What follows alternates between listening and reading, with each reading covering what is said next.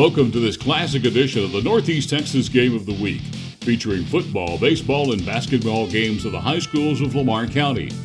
We are digging back into our library spanning over 3 decades of high school sports to bring you some of the most exciting games of the past. We will be right back with this week's game. I am so glad you ladies are here. You each have your own rooms. Thank you.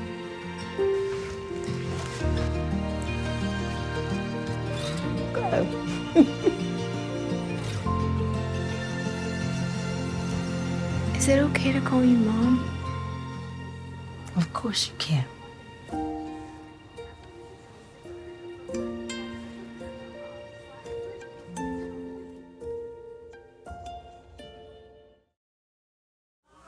A very pleasant good evening to you, everybody, and welcome into the Northeast Texas Game of the Week. It's the District 15 4A regular season finale for the Paris Wildcats and the North Lamar Panthers from Poslong Field at North Lamar. Tom Allen, Johnny Wright, and the XTV 27 Volunteers.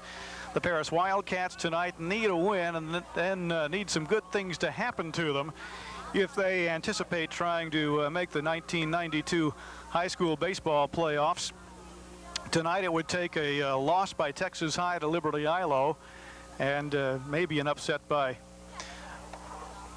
Sulphur Springs over Mount Pleasant, but Stephen Merritt has come in and said Texas High was a winner this afternoon 6-1, which means that even if Paris High would win tonight and tie Mount Pleasant for second, the Wildcats will stay home this year because Mount Pleasant took a share of the first half second place position, and that would qualify them for the playoffs. So the Wildcats will be wrapping it up tonight along with North Lamar. The Panthers perhaps the hard luck team in 15 4A with a lot of one-run losses this year. Billy Walling said if ifs and buts were wishes and nuts, his team would probably be headed for the playoffs right now, but that's not the way it's going to work out. We're in the top of the first, and Jason Clark will lead things off for the Paris Wildcats. We'll set the North Lamar Panthers for you defensively. Brad Leonard is the pitcher, Lewis Bowerman behind the plate, and in just a moment we'll take a look at the Panther defense. First pitch by Leonard, a little bit short of home plate, ball one. Around the infield, Randy Dupree at first, Jim Brown playing second, Chris Chapman in the hole at short, and Trey Streety at third. The outfield from left to right, Jamie Blunt, Cliff Parker, Jeremy Hamill, and the count on Jason Clark out to 1 ball and 1 strike. Joe Paul Brazil on deck. Kevin Parker also scheduled to bat here in the top of the first for the Wildcats. So no playoff baseball for Lamar County 4A schools this year, as our home plate umpire Berlin Stuckey calls strike 2. On the base paths tonight, Billy Bangs of the Southwest Officials Association chapter here in Paris. There's a shot off the foot of pitcher Brad Leonard and into center field. Jason Clark taking that 1-2 pitch right back up the middle, and the Paris Wildcats picking up right where they left off Tuesday night, Johnny, swinging a hot bat now against Brad Leonard of North Lamar, but Tuesday night it was against the Mount Pleasant Tigers. Tuesday night the Cats did something that a lot of people didn't think they could do. They hit and scored with the Mount Pleasant Tigers. Going in, you would think Mount Pleasant had all the offense and the Cats were battling to keep them off the scoreboard, but they just flat out slugged them Tuesday night. They're going to retire that baseball that kissed off Brad Leonard's foot. Might have caught a spike and ripped the cover just a little bit. Jason Clark stayed with a low fastball from Brad Leonard, lined it right back up the middle.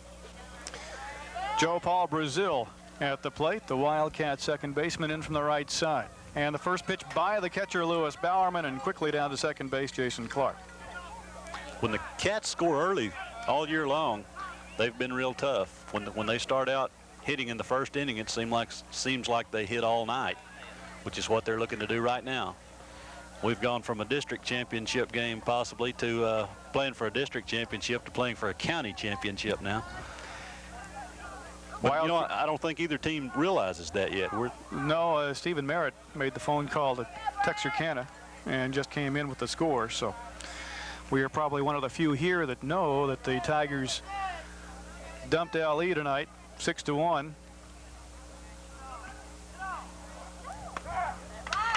They might not want to know until this game's over. Count 2 balls and a strike on Joe Paul Brazil.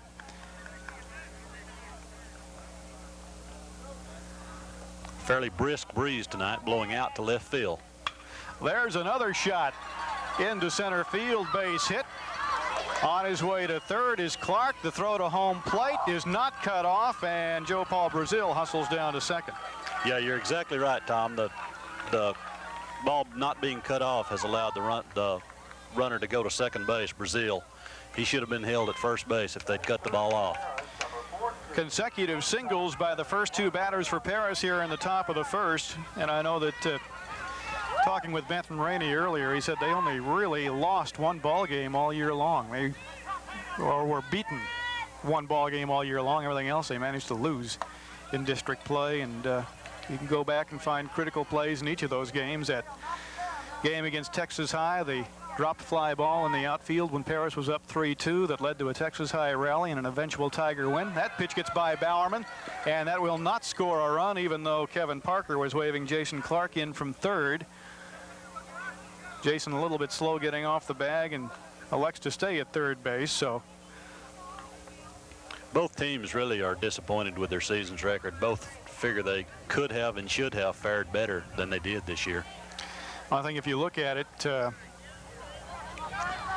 lot of folks might think that the two playoff teams are playing here tonight. There's a comebacker to the mound. Leonard checks the runner at third, threw it away at first, and Randy Dupree will make the tag out of Kevin Parker coming down. So Parker retired 4-3, and then Dupree with the tag for the first out of the inning. That'll bring up Jason Stevens. The wind has calmed down a bit. That was one concern of Billy Walling tonight. If Jason would have gotten one up in that brisk breeze blowing out to left field when we were out here setting up this afternoon, it wouldn't have taken much to carry it over the fence. Talked to Coach Walling a little bit before the game. That happened to be the first thing he mentioned, was how hard the wind was blowing out to left field tonight. Breaking ball stays high, and the count out to 1 ball and no strikes on Jason Stevens. Runners at second and third rather, and 1 out here in the top of the first for Paris. Leadoff single by Jason Clark. Joe Paul Brazil with a single to center. Kevin Parker grounded out back to the pitcher. And that brings us to Jason Stevens, who is now up in the count, 3 balls and no strikes, and Brad Leonard being very careful the way he pitches Jason. Doesn't want to give him anything that Jason could extend those arms on. I believe you might see Jason have the green light here. There's a pop-up on the infield. First baseman Randy Dupree makes the call, and 2 outs. So he had the green light, took the cut, and it cost him. Well, the Wildcats could be in the process of squandering a great opportunity with consecutive singles to start the inning and runners at second and third with nobody out. It's now runners at second and third and 2 outs here in the top of the first. Brian Rainey, the Wildcat pitcher in from the right side, could help his cause.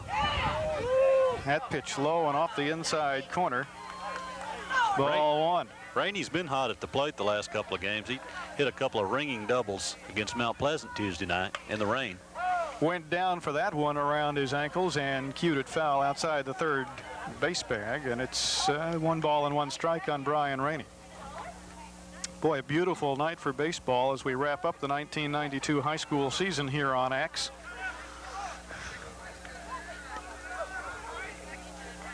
Clouds stayed around, and it stayed cool enough, just long enough this morning for me to get the lawn mowed. High, ball 2. 2-1 on Brian Rainey. If he can keep the inning going, Aaron Benson on deck. And we had an interesting conversation with Wildcat coach Benton Rainey about Aaron before the game. There's a chopper, third base way down the line. That should score both runners. On his way to second is Rainey, and he will be there with a stand-up, a half-sliding stand-up double. I don't think Brian needed a slide in, but he did anyway.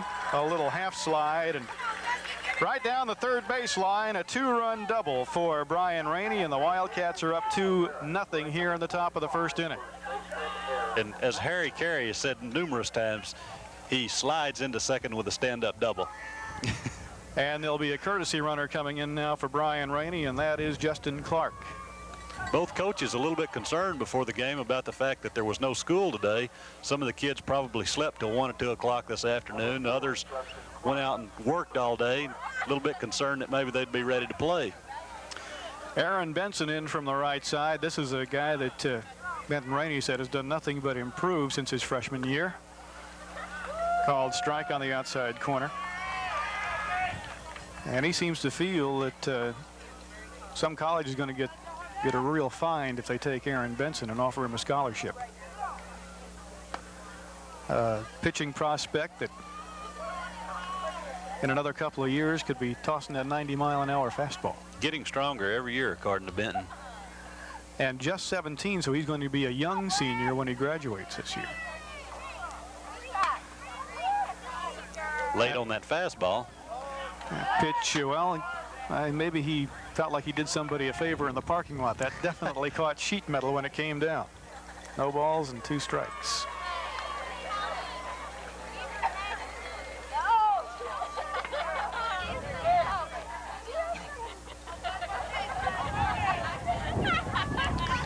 Check that to count 1 ball and 2 strikes on Aaron Benson. 2 outs, 2 runs in, courtesy of the 2-out double by Brian Rainey. Benson is gone on a swinging strike 3. But the Wildcats have struck for 2 here in the top of the first with a pair of singles to lead the inning off. And then after 2 were out, Brian Rainey goes down the third baseline to bring them both home.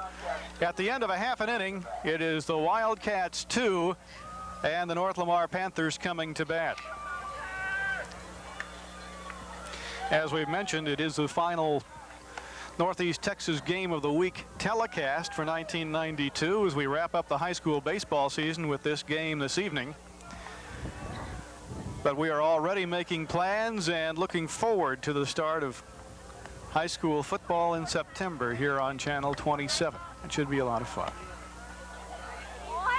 And of course, we hope that all of our volunteers will be back to join us then, including you. I know how much you like running camera in those 20-degree temperatures with a -10 wind chill. As long as the hot coffee and the hot chocolate holds out, I'll hold out.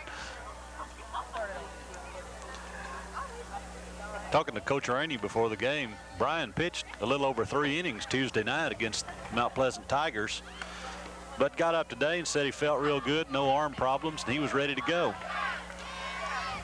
Randy Dupree will lead things off for North Lamar in the bottom of the first, followed by Cliff Parker and Chris Chapman. For the Wildcats defensively, Aaron Benson at first, Joe Paul Brazil at second, Kevin Parker in the hole at short, Jason Stevens at third.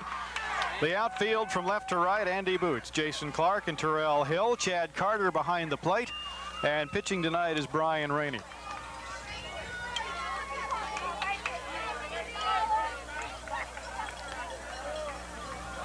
The Wildcat right-hander ready to deliver his first pitch of tonight's game, and that one is high, ball 1. Dupree, a good hitter at the plate. He'll spray the ball around, hit it where it's pitched. Have to play him straight away. As many of you know, we were not at the game Tuesday night, Paris and Mount Pleasant. The rain that was falling at 5 o'clock discouraged the director of Channel 27 from getting his cameras out and perhaps wet. And we missed a good one. There's a strike on the outside corner as Paris beat Mount Pleasant. And sometimes you win and sometimes you lose, and obviously with that executive decision we lost on and Tuesday sometimes night. you get rained out, but not Tuesday. No. In fact, Benton Rainey said about 5:30 he was ready to pack up the gear and go home, but things cleared up and they were able to get the game in. Bar none, those of you that did see that game in person saw the best hitter in the district that night, Trip McKay of Mount Pleasant. A Baylor Bear signee for the coming season. Count holds at 2 balls and 2 strikes, so Jason Stevens will have a chance to see him a few times in the coming years as A&M and Baylor get together in Southwest Conference play. Off the outside corner, and the count is full to Randy Dupree at 3 balls and 2 strikes. Lights are on here at Pass Long. Had a couple of folks drive up this afternoon while we were setting up, wanting to know why the game hadn't started yet. And we said, well, with the lights, they don't play until 7:30 now. Ball 4, and Dupree, after getting behind early, works Brian Rainey for the leadoff walk here in the bottom of the first. Wildcats lead 2-0, but with nobody out and a man on, Cliff Parker represents the tying run at the plate here. Those of you seen Brian Rainey pitch in the past, he features a good live high fastball. It'll hop on the way to the plate. There's a shot to short off the knee of Kevin Parker, who flips to second and threw it away. Everybody is safe. And I'll tell you, Cliff Parker hit a frozen rope to his counterpart, Kevin Parker. No relation. Kevin Parker knocked it down, had to go retrieve it, and was too late with the throw to second base. And as it got by the second baseman anyway. I'll score that an infield single. A shot that Parker tried to short hop it in the hole at short, but was really sort of handcuffed out there by that line drive. It kicked off his knee, and by the time he could retrieve it and tried to flip it to Joe Paul Brazil, there was not a play. So a walk and an infield single, and all of a sudden Brian Rainey in trouble here in the top of the first, and there's the sacrifice out front. Rainey looks at third, now goes to first to Benson in time for the out as the runners move up. Good play by Brian Rainey on the play. He absolutely didn't believe he had time to get the runner at one of the force outs to keep the runner out of scoring position, so he did the right thing and went to first base for the out. You always get an out somewhere, but it does set up the tying run in scoring position for the Panthers, with Brad Leonard, their power hitter, coming to the plate. And the fellow that broke a lot of Wildcat hearts in that first half finale with that home run in extra innings. Fastball strike from Rainey, 0-1. Talking to Coach Billy Walling before the game, Brad Leonard's come alive with his stick the second half of the season, hitting the ball very well now. Unfortunately, he made a rather bad decision and chased one out of the strike zone. 0-2 the count as he went fishing and came up dry, and that one a little bit low. Well, Rainey figured he chased one high, let one go across the middle of the plate. He'd try one down around the ankles, and Brad did not bite. 3 consecutive fastballs from Brian Rainey. There's another one in the glove and then out. Had Chad Carter been able to hold on to that, we would have had a strikeout for Brian Rainey, but as it is, Leonard stays alive at 0-2. Home plate umpire Berlin Stuckey, glad he has on the steel-toed cleats right now, as that ball is right off of his toe.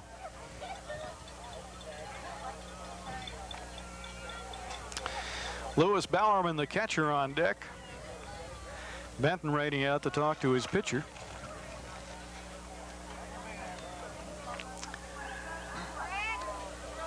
Wildcats in a little bit of trouble here in the bottom of the first after scoring 2 runs in the top of the inning. North Lamar has the tying runs at second and third.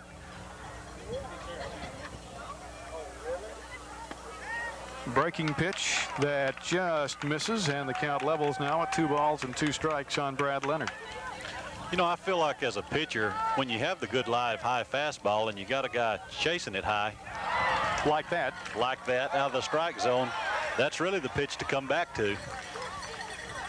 Either you read his mind or he had planned that all along. It is now 2 people out, and 2 on now for North Lamar here in the bottom of the first. Trying to get back into the ball game. Down 2-0 early. Tying run at second base, and it will leave it all up to catcher Lewis Bowerman now.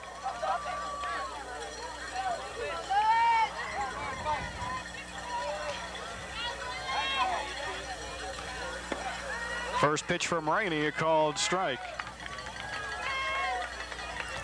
I believe that's the quickest fastball Brian's thrown right there. That had some mustard on it. Rainey, you can tell when Brian feels like he has the good stuff going. There is very little time between pitches. Exactly. Big breaking pitch, and that is the first one we've seen that it's really caught for Brian, and that's now 1 ball and 2 strikes on Lewis Bowerman. Now Brian starts getting the breaking ball over along with the good fastball. He'll be tough tonight. The 1-2 delivery, and that one is inside. Did it hit Bowerman? Berlin, Don, Stuckey, well, they're going to ask. Hit the bottom of the bat is what, no, I'm sorry. Billy Bangs, the base umpire, said yes, indeed, it did hit him. And that will load the bases. But he hasn't gone to first yet. Well, now they're going to go ahead and make the. Berlin Stuckey asked for help on the call from home plate. And Billy Bangs said, yes, indeed, it did hit him. And now Benton Rainey is going to ask for some clarification on the call. He got it from the home plate umpire. And now they've called him back to home plate. Well, we're not situated directly behind home plate here at Poss Long Field. That was a tough call for us also. We honestly couldn't tell. Called strike 3 as Rainey threw it by Lewis Bowerman for the final out of the inning. So a rather unusual way to end the first. The North Lamar Panthers get a couple runners in scoring position, but as is the case all year long, they couldn't bring them home with a key base hit. After one complete inning of play, our score, the Paris Wildcats 2, the North Lamar Panthers nothing.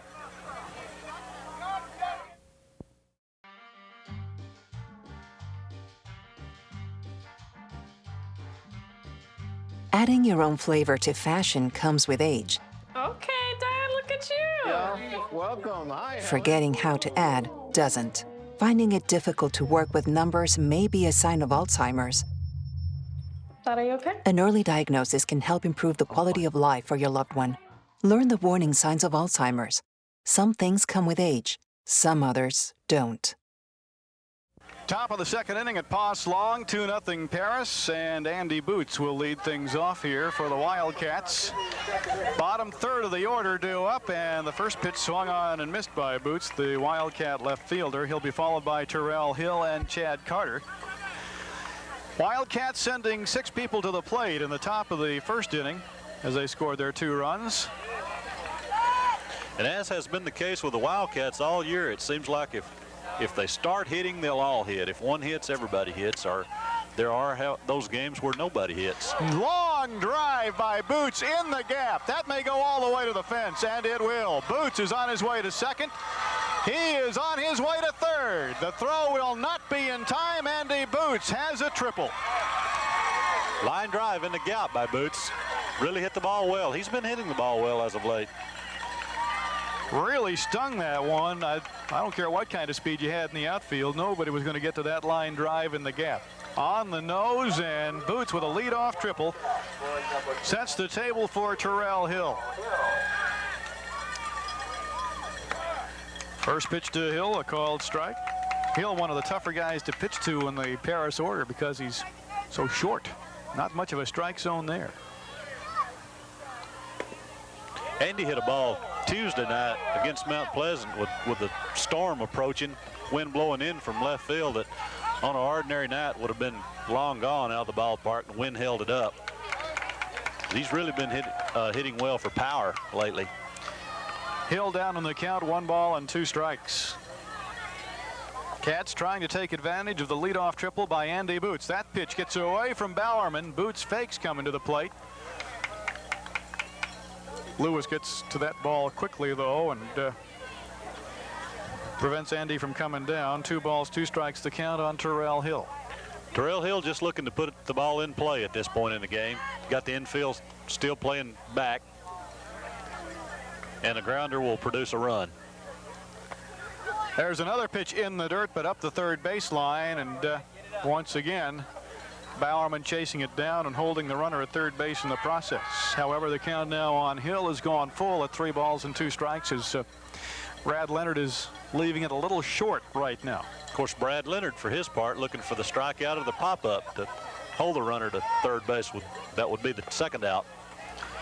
Misses low, and Terrell Hill down in the count, 1 ball and 2 strikes, has worked the first walk of the night off Brad Leonard. Runners at first and third for Chad Carter. So the bottom third of the Wildcat order is causing a lot of problems right now for North Lamar here in the top of the second. Leadoff triple by Andy Boots. A walk to Terrell Hill, and with nobody out, runners at the corners for the Wildcats. Already leading 2-0. I believe you'll see Terrell Hill going during this plate appearance for Chad Carter. Leonard's first pitch, a called strike.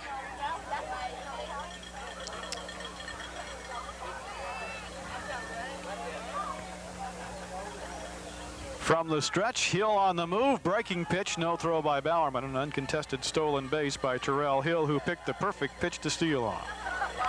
Yeah, he's hard enough to throw out on the good live fastball that gets there quickly. The changeup just almost makes it impossible to throw him out at second base. The squeeze play was on and fouled off by Carter. The count now 1 ball and 2 strikes. And the way, if you're on the mound and you believe the squeeze play's coming, the defense for it is to throw right at the batter's head. He can either take one for the team or get out of the way. If he gets out of the way, catcher will catch the ball and have an easy tag out at home plate.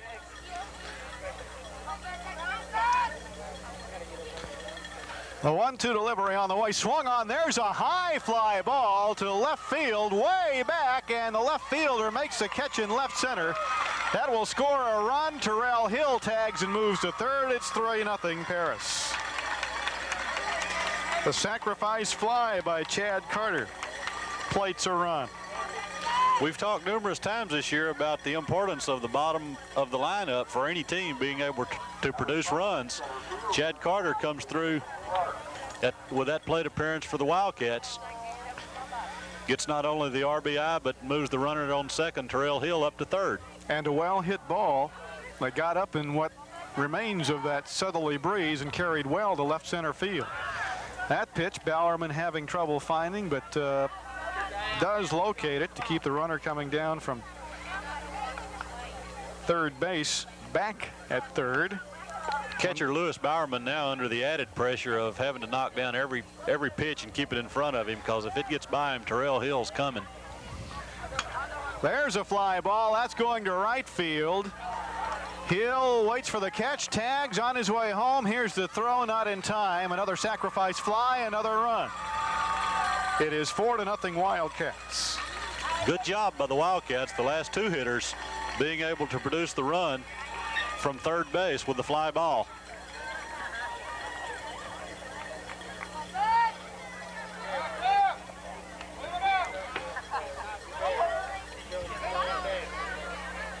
Cats making the most of the runners they get on base.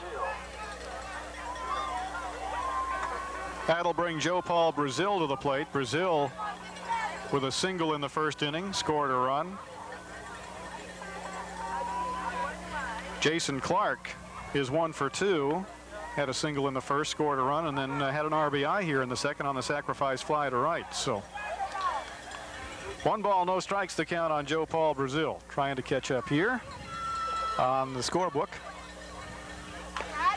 Chopped foul at the plate, and the count goes to 1 ball and 1 strike. Cats have had 5 base runners on base tonight, and 4 of them have scored. That's pretty good efficiency.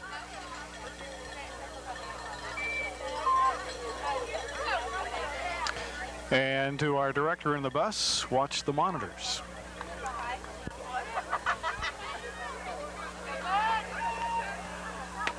Pitch is low, and the count 2 balls and a strike on Joe Paul Brazil. So 2 runs home in the inning for the Wildcats.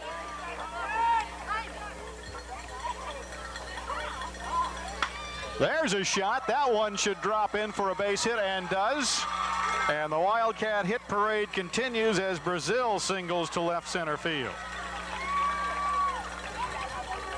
2 hits in the inning here, 3 in the first, so 5 hits overall for the Wildcats in the first 2 innings. 4 runs are in, and the Paris Bats haven't cooled off from Tuesday night against Mount Pleasant. Kevin Parker 0 for 1 tonight, grounded out. In the first inning, throw down not in time, and Brazil has a stolen base. Second one of the inning.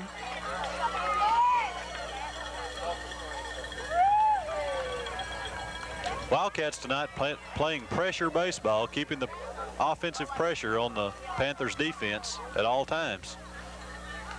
And that's how you produce runs. The pitch to Parker is cued foul out of play down the first baseline, and the count now levels at 1 ball and 1 strike. Wildcats manufactured their runs in this inning. A leadoff triple by Andy Boots, Terrell Hill with a walk, and then a sacrifice fly by Chad Carter, another sacrifice fly by Jason Clark. And there's a bunt for the base hit. Runner goes to third, throw to first is in time by half a step to get Kevin Parker. As Parker is thrown out 1-3 to end the inning, as he just barely misses beating that out for a base hit. However, the Wildcats do pick up a pair of runs in the inning on a couple of sacrifice flies.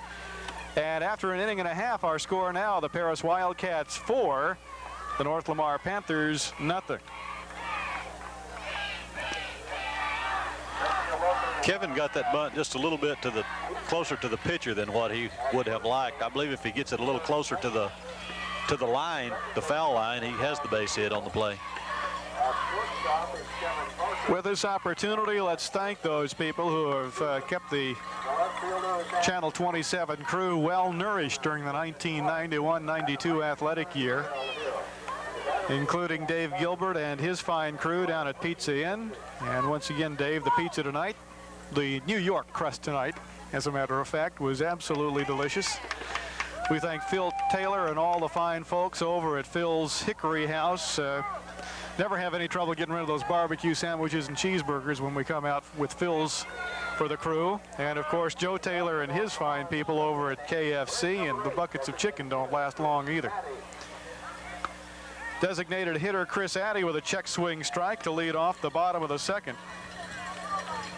I'd like to add my personal thanks to all those folks for keeping me around the 230 mark.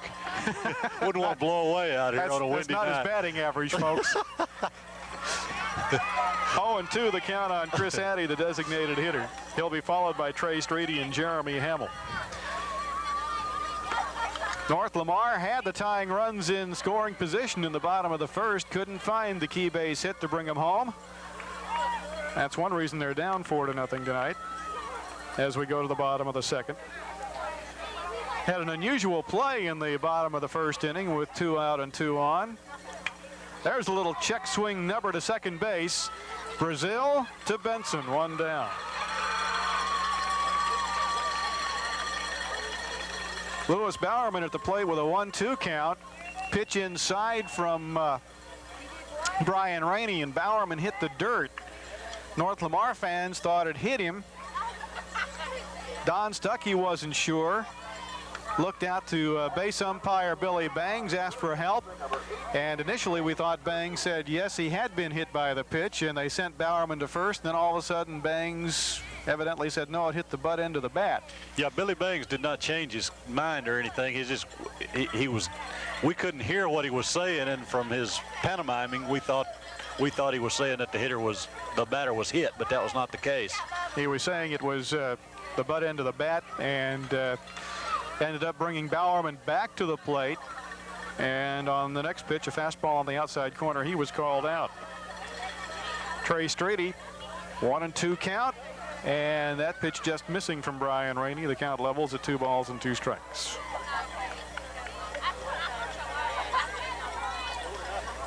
Bottom of the second, 4-0 Paris, Pass Long Field, North Lamar. Well, the scoreboard had 2-2. I had 2-2, but that was ball 4. So somewhere we missed one. Nevertheless, Trey Streety has a 1-out walk here in the bottom of the second. So 1 on and 1 gone for Jeremy Hamill, the right fielder for the Panthers tonight. You know, Tom, looking around, I don't see an empty seat in the ballpark. Well, it doesn't matter what the records are or where these folks stand coming into play. It's the fact that it's Paris and North Lamar, and you're going to have people come out every night. And of course, tonight it'd be a shame to waste this kind of weather by staying at home when you could be out here enjoying a baseball game. And a lot of folks love their baseball here in Northeast Texas, and they are here tonight enjoying the good weather and the season finale for North Lamar and Paris. And I tell you, there's not a lot of high school baseball parks that are more pleasant to watch a ball game in than Poslong Field. It's really nice, pretty out here. Check swing. Stuckey says strike, and it's 0-2 on Jeremy Hamill. Panthers taking a few defensive cuts at the plate tonight, signifying Brian has pretty good stuff on the mound. From the stretch, the 0-2 pitch, another check swing, strike 3. Hamill is gone for the second out of the inning and the third strikeout of the night for Brian Rainey. That will leave it up to Jamie Blunt, the North Lamar left fielder.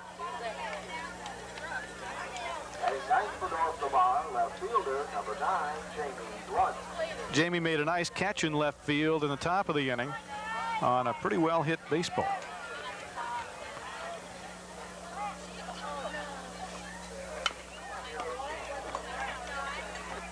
Where that came off the concrete, there should be a rather large bone bruise on that baseball. 0-1 the count on Jamie. He was mentioned he made a nice catch off Chad Carter in the top of this inning. Carter sent a fly ball deep to left center field that Blunt got back on, made the catch. In his eyes, count out to 1 ball and 1 strike.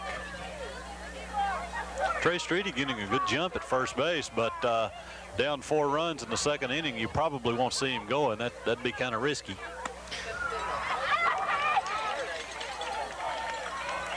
If Blunt can keep the inning going, Randy Dupree waiting on deck as we would go back to the top of the North Lamar order.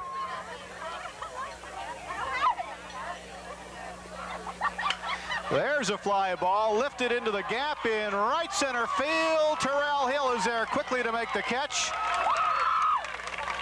And around to third base goes Trey Streety. And Blunt is held to a loud, long single. Good job by Terrell Hill. Got to the ball quick. Threw it back in and hit his cutoff man, Joe Paul Brazil, who was able to hold the runner at third as well as holding the runner to a single at first base, keeping the runner out of scoring position. Dangerous hitter at the plate now for the Panthers. First pitch to Dupree is missing away to the left-handed batter, ball 1. And Joe and the bus, if you will take a look at your camera control units, you might want to kick them up to 9 dB if they're not there already.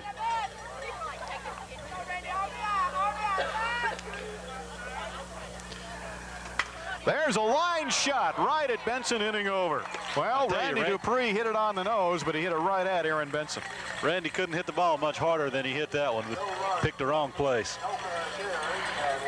No runs, 1 hit, no errors, and 2 men left on base. So once again, the Panthers leave a couple of base runners. Our score after 2 complete: Paris 4, North Lamar nothing.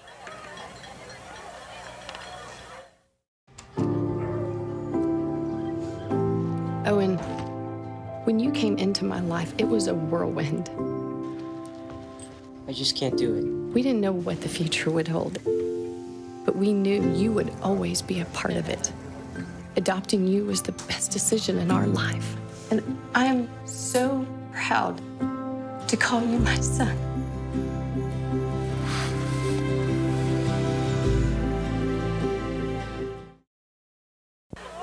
Top of the third, Jason Stevens batting cleanup tonight. 4th in the order for the Wildcats will lead it off, followed by Brian Rainey and Aaron Benson. Jason up 3-0 in the count of the first inning, had the green light, popped out to first baseman Randy Dupree. And the first pitch to Jason low, ball 1. You know, Tom, there's not been a cheap base hit in this game. They've all been stung tonight.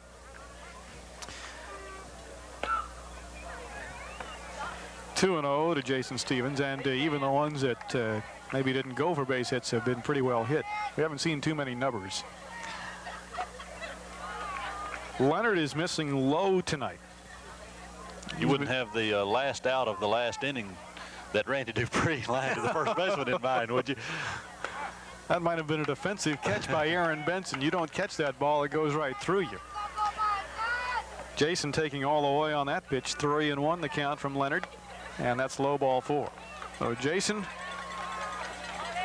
a little bit more patient on that at bat, draws the leadoff walk. That will bring Brian Rainey to the plate. Rainey 1 for 1 tonight with a pair of runs batted in the first inning. A 2-out double down the third baseline, and now Billy Walling wants to talk to Brad Leonard. This is not quite identical to the effort we saw Leonard pitch against the Wildcats earlier in the year over at Hub Hollis, where he pretty well had the Cats under control most of that ball game. His defense let him down a bit late in that game to allow the Cats to tie it at 5, but then Brad Leonard himself came to the plate and parked one over the left field fence to win it for the Panthers at 6-5. Yeah, talking to Billy Walling before the ball game, Brad Leonard's pitched in the last 2 ball games for the Panthers, but has only gone, I believe, 5 innings is the most he's gone. So he could be a little tired, but 18-year-old kid recovers pretty quickly. 0-1 the count, 0-2 the count now on Brian Rainey as Leonard goes right after him after giving up the leadoff walk to Jason Stevens. Swung on and missed. Stevens is gone. Throw to second is not in time. Rainey is gone on strikes. And Jason Stevens is down to second base with a stolen base. 3 stolen bases tonight for the Wildcats. Jim Brown thought he applied the tag in time, and he might have actually tagged Jason before he was at the base, but he tagged him up on the shoulder. And of course, you get your feet into the base fairly easily like that when the tag's applied high to the body like that. 1 out, a runner at second, and the first pitch to Aaron Benson, a called strike. Benson struck out in the first, 0 for 1 tonight. 2 strikeouts on the evening thus far for Brad Leonard. He has also given up 4 runs. Play at second, but nobody home defensively for the Panthers. Both the shortstop and the second baseman had broken toward the bag, but then had gone back to their positions when Leonard whirled to make the toss. The only guy there was Jason Stevens. And I'll bet he wouldn't have caught it. Big breaking pitch that well out of the strike zone. 1 ball, 1 strike, the count on Aaron Benson.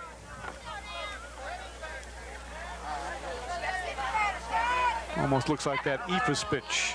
Little moon ball comes in there. Check swing, fastball, throw down to second, into center field, and Stevens will head to third. Here's the throw. It is not in time.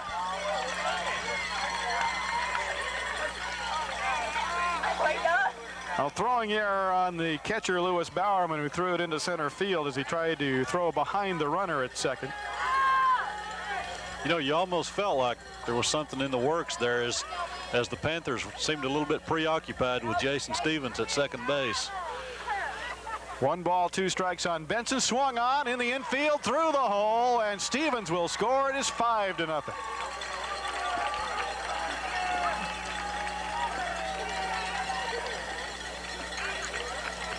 Good job by Aaron Benson pulling the ball over into the hole between short and third. Now the Wildcats manufacture a run here in the top of the 3rd inning. Jason Stevens on a walk. Stole second as Brian Rainey struck out. Went to third on an errant pickoff attempt at second base. And then Aaron Benson cues a ground ball between third and short to bring him home. Big breaking pitch way out of the strike zone. Ball 1 to Andy Boots. Boots with a triple and a run scored in the 2nd inning. Off the inside corner, and the count is 2 balls and no strikes. The way Andy can sting the ball, you don't want to get behind him and have to come to him with something he likes. Well, Brad Leonard doesn't have the stuff he had against the Wildcats in the first game when we saw him pitch. Oh, Andy Boots went fishing for something up around the bill of the batting helmet that time and failed to bring it in, as it were. 2-1 the count. Leonard just simply overpowered the Cats in the first matchup this year. There's another fly ball. That one to fairly deep left center. Going back and making the catch is Jamie Blunt for the 2nd out of the inning. Well, once again, Blunt has to go fairly deep to left to pull in a fly ball off a Wildcat bat.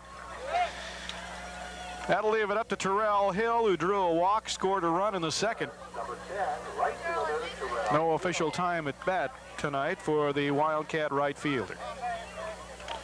Blunt may wear out a pair of spikes out there covering left field for the Panthers tonight. Called strike to Terrell Hill. He may turn in a mileage report at the end of the week. He's had to chase a couple of them down near left center field and a long way back. There's a little chopper on the infield. The shortstop goes the easy way to second for the force on the runner coming down. That's the end of the inning for the Wildcats, but Paris scores another run here in the top of the third with the benefit of one base hit, a base on balls, a stolen base, and a throwing error. Our score now after 2.5, the Paris Wildcats 5, the North Lamar Panthers nothing.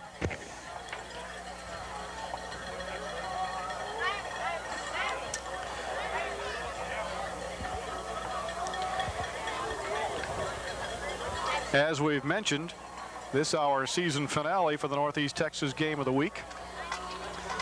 But there are still a number of other reasons why you should stay tuned to the X channel on a weekly basis, including McQuestion Regional Medical Center's Health Talk, 30 minutes that could possibly change your life, as hosts Dr. Bert Strom and Don Wyckoff keep you updated on the latest medical advances and services offered by the medical community here in the Paris area.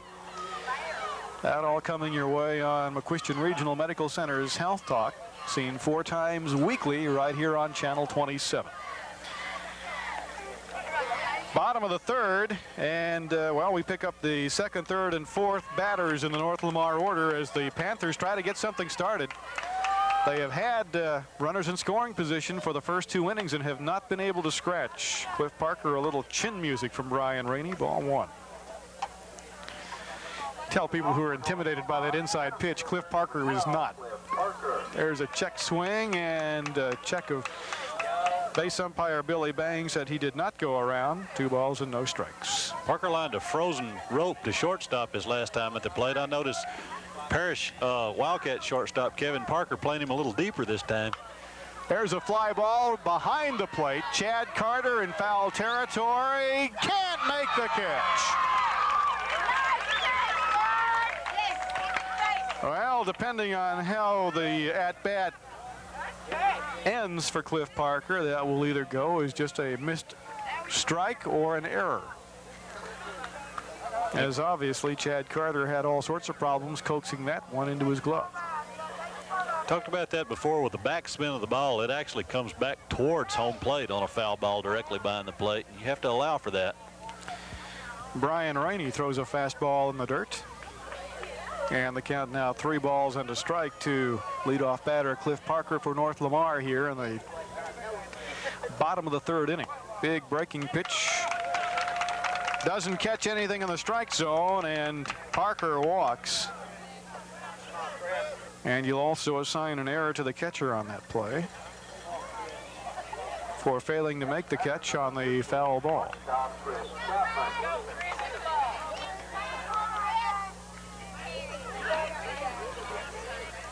Rainey goes to first to check Parker back. Chris Chapman at the plate. Had a sacrifice bunt his first time up, so no official time at bat for Chris Chapman. And that pitch by Rainey missing low and inside, ball 1. First time we've seen Chapman in the shortstop position this year. He's been the second baseman when we've seen the Panthers play before. They have adjusted the infield a bit. There's a fly ball, center field. Quickly over is Terrell Hill, who comes a long way from right to make that catch in front of Jason Clark. Good communication among the Wildcat outfielders on that play, as it would have been very easy for the center fielder and right fielder to run together on that. We could have had a major collision out there and all sorts of problems for the Wildcats, but looked as though Jason Clark might have gotten a little bit of a late jump on that. Either that or he's pulled a little bit further over to left center than we initially thought. 1 out, runner still at first, and that pitch swung on and slapped off the fence foul. Strike 1 to Brad Leonard, 0 for 1 tonight. Leonard a strikeout victim in the first.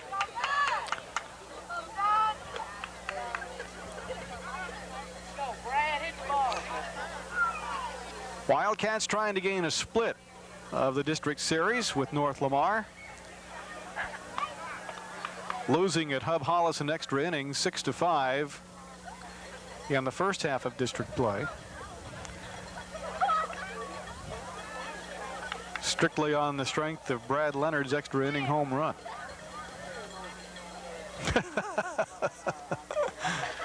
There's a shot foul over our heads and out of play, and our director in the bus calling for a couple of camera shots that I didn't know existed out here, but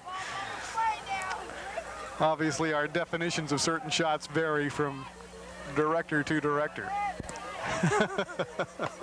That pitch high and away, and the count 2 balls and 2 strikes on Brad Leonard. 5-0 Paris. We play in the bottom of the 3rd. North Lamar has had base runners in every inning. They have not, however, managed to find the key base hit thus far. 2-2 pitch. There's a line shot. That ball is foul. Brad Leonard really ripped that one down the 3rd base line. Just missed staying fair for extra bases, and perhaps the first RBI of the night for North Lamar. Brad Leonard got the high fastball, opened his hips up, and turned that thing around in a hurry. Just had the bat head a little bit too far out in front. Foul by maybe a couple of feet, no more than that.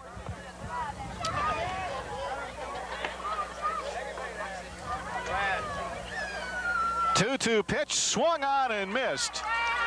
Leonard is down on strikes for the 2nd time tonight after just about thrilling the home crowd with a shot down the 3rd baseline that drifted just foul. Lewis Bowerman, the beneficiary of that odd play back in the 1st inning that eventually ended the inning with a called 3rd strike on Bowerman. At the plate, 0 for 1 tonight. First pitch to the North Lamar catcher, a fastball called strike 1. Baseball sometimes is a little bit of a funny game in that Brad Leonard been to the plate twice, struck out. Both times, the first time was not a good at bat as he swung at 2 pitches over his head, but now that was a good, even though it ended with a strikeout, that was a good at bat for Brad Leonard. 0-2 count on Bowerman. Rainey's pitch. Inside and high around the letters. 1 ball, 2 strikes. People will call that a loud out, but I would imagine as a pitcher, if you give up too many of those, you start wondering when they're going to start falling fair. Oh, a slow breaking pitch. Bowerman was frozen at the plate. Called strike 3. And the inning is over for North Lamar. So they have a base runner on a walk that was granted through the fielding error by catcher Chad Carter, who failed to catch a pop foul that was near his glove but never in it. And, well, nevertheless, North Lamar fails to score here in the top of the 3rd. They strand 1 more runner. They've left 5 on base tonight, and they trail by 5. It is Paris 5, North Lamar nothing as we go to the bottom of the 3rd. Don't forget, coming up this week on Axe, the Family Enrichment Series for May. Monday, Tuesday, Wednesday, and Thursday nights. Dr. D. James Kennedy of Coral Ridge Presbyterian Church will be on Axe beginning at 9 o'clock each evening with seminars on his teaching book called Evangelism Explosion. And I know you'll want to take advantage of that. And then, of course, on Friday night, Dr. Kennedy will be live in Fort Worth from the Axe Studios there for a call-in time. And all of you folks in the Paris area who would like to perhaps try to talk to Dr. G. James Kennedy will have an opportunity to do so Friday night, as he will be on the air live from Fort Worth and the Axe Network Studios. Dr. Kennedy is Coral Ridge Presbyterian, perhaps one of the, well, it is one of the largest Presbyterian churches, if not the largest, in the United States. And he is a very well-known Christian author. And I think you will enjoy his seminar series on the Evangelism Explosion, and then, of course, an opportunity to talk with him on Friday night. That's all coming up right here on Channel 27 all week long on your Axe channel here in the Paris area.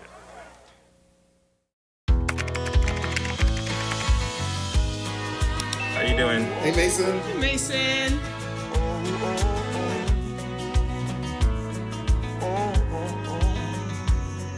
Thank you.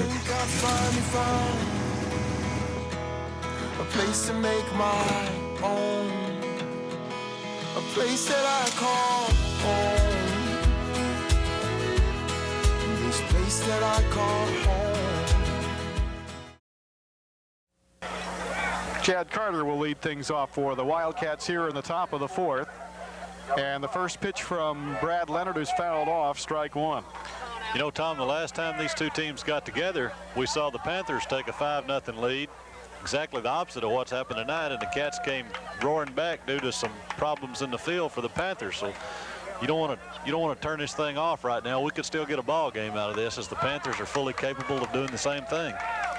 Well, Chad Carter is quickly gone as he swings at one up around his eyes, and one out. Back to the top of the order for Jason Clark and Joe Paul Brazil here in the Paris half of the fourth inning.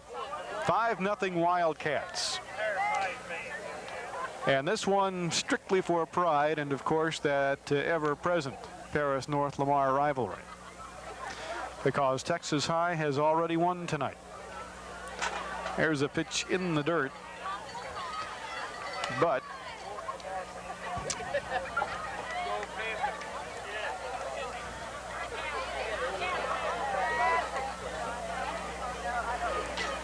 swing and a miss by Clark. Players on both these teams frequent the same restaurants, date some of the same girls.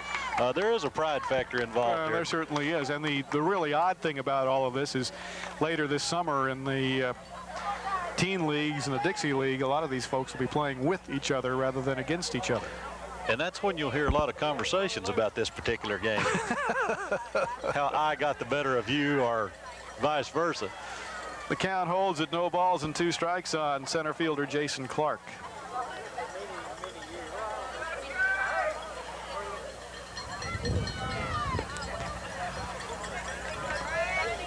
Can't tell you what a pleasant night again we have at the ballpark.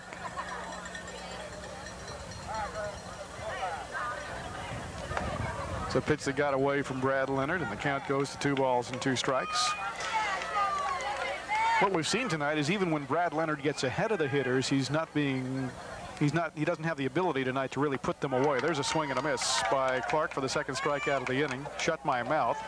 No, Brad's not as sharp as we've seen him. A little bit lethargic, it seems like, on the mound.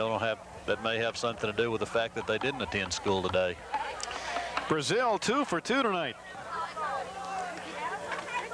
A pair of singles, scored a run in the first, and then was stranded at second base in the second inning of play.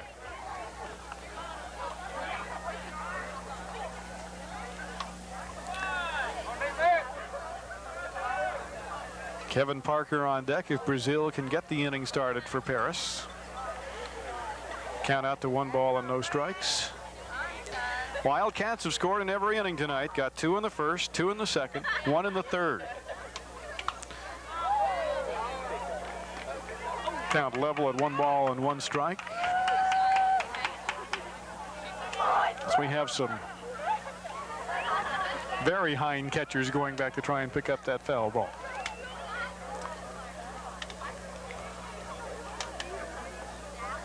Leonard's 1-1 pitch, a slow breaking pitch that Joe Paul Brazil manages to hold up on, and to count to 2 balls and a strike.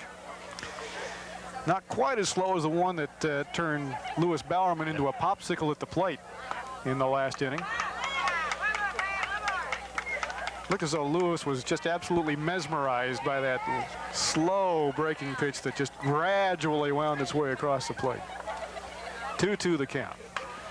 Chopped foul, and the count will hold at 2 balls and 2 strikes on Joe Paul Brazil. You know, it's funny. You get a power pitcher such as Brian Rainey is, and you get to using a little finesse on the mound, coming in with the junk, and you can really make a hitter look bad.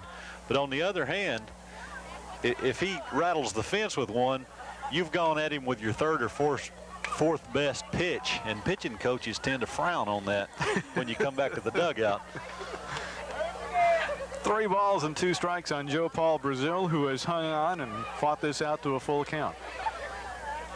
2 outs, nobody on for Paris here in the top of the 4th. There's a chopper third base way. Nice scoop. Long throw is in time.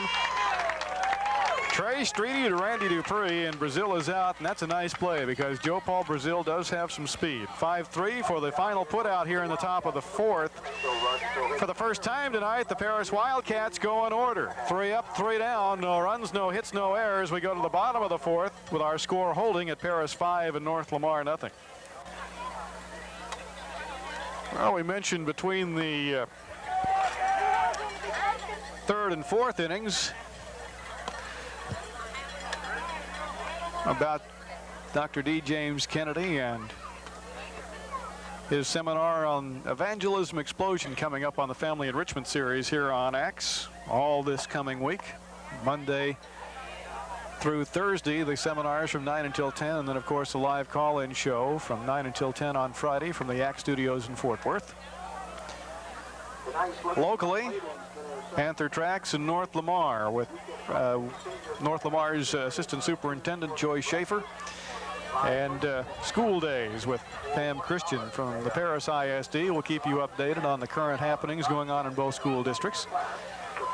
And those shows can be seen 3 times weekly apiece right here on Channel 27. North Lamar, bottom of the 4th. First batter is Chris Addy, the designated hitter. He takes a called strike 1. Either pitcher has been real sharp, but Brian Rainey has not been touched for a run yet, while Brad Leonard has given up 5.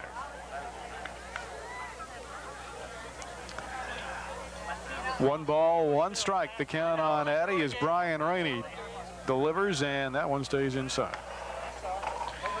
As you mentioned, Rainey pitching earlier in the week against Mount Pleasant. Went 3 innings against the Tigers. Part of Brian's problem Tuesday night was he got a good lead. I believe he was up 10-2 and had problems throwing strikes. Well, he's in that same situation, not that big a lead, but a 5-0 lead. You certainly do need to come to the mound and throw strikes, make the hitters hit the ball to get on the base. 2 balls, 2 strikes the count on Chris Addy.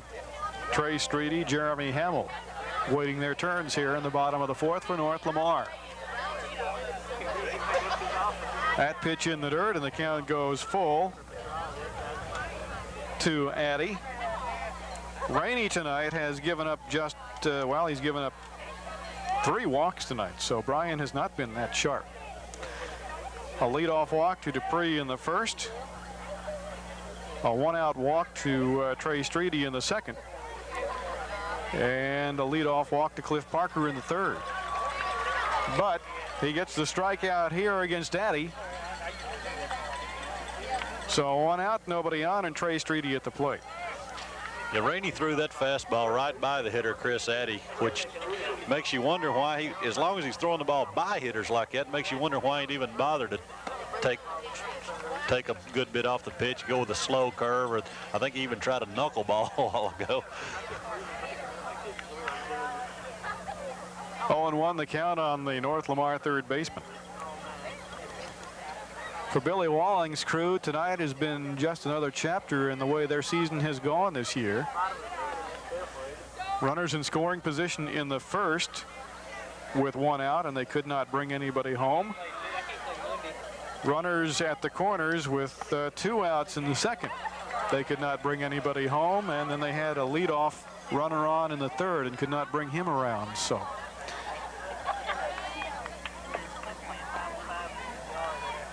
North Lamar continuing to have their problems finding that key base hit as the 1992 season winds down. That was fouled into the glove of Chad Carter for the 2nd strikeout of the inning. Another good fastball by Brian Rainey. He's handcuffing the Panthers right now with his fastball.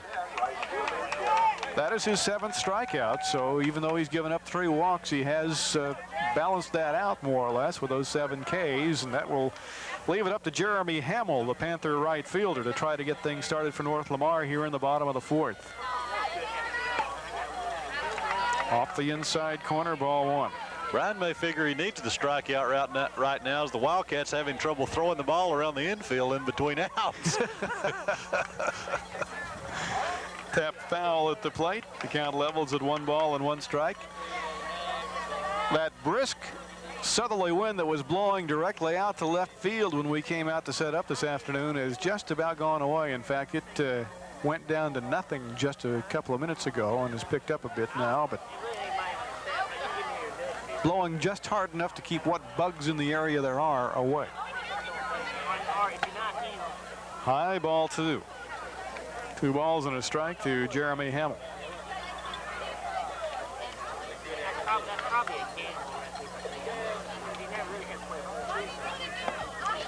Check swing. And Billy Bang said, yes, indeed, he went around. Panther crowd doesn't like that call much, but I'd have to say it was a correct call. He went as far as I believe it was Streety did in the second inning when he bounced the ball to second base on a check swing. There's a comebacker to Rainey, quickly over to Benson, and the inning is over. Panthers are gone in order here in the bottom of the fourth. No runs, no hits, no errors, nobody left. Our score after 4 complete, the Paris Wildcats 5, the North Lamar Panthers nothing. When I was in foster care, I never knew when I would have to move, so I always had my suitcase ready to go. Then one day, I was adopted. My new parents opened their hearts and home to me. My parents cook my favorite breakfast for me every morning. My parents take me on trips I never thought I would go on. They gave me a home and an even better reason to use that suitcase. My parents aren't perfect, but they're perfect for me. Top of the 5th just underway, and the first pitch hit high and deep to left field, way back over the head of Jamie Blunt, as Kevin Parker really lays into that one for a stand-up double to lead the inning off. My goodness. Well, he finally hit one far enough that Jamie Blunt couldn't catch up with it. He has run a couple of down out there in left center field tonight, but Kevin Parker dumped that one out of his reach to lead the inning off with a double. Well, he got the fence on the first hop, so Blunt would have been playing pretty deep to catch that one. John Toppings, our local excuse for a Sabre mathematician here. 394 leads the team in average. It's stat today. Telling us that Kevin Parker, the leading hitter in terms of average. There's a pitch by Bowerman to the screen, and Parker will go to third. Telling us that Kevin Parker leads the team in batting average at 394.